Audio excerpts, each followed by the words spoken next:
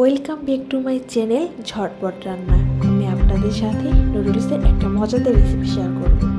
আমি নিয়ে নিয়েছি বরবটি, গাজর, ধনিয়া পাতা ও মরিচ।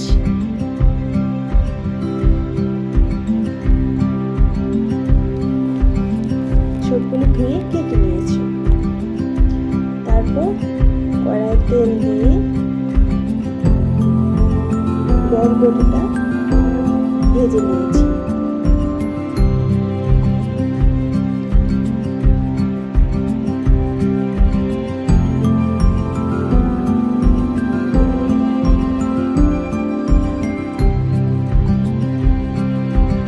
হয়ে গিয়েছে আমার বরবটি।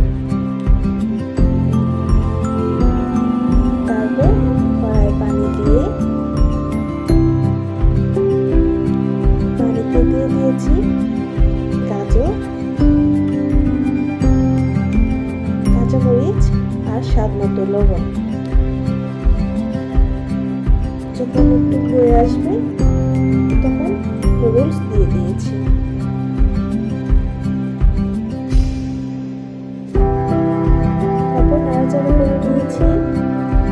তারপর এড করেছি বরবটি, ধনিয়া পাতা,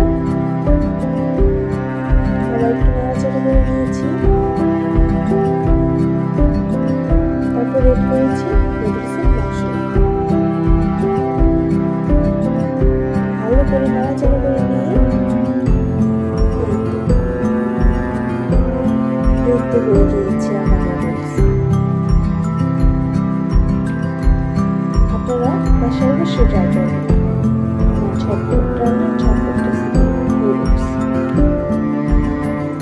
খেতে অনেক মজা হয়েছে।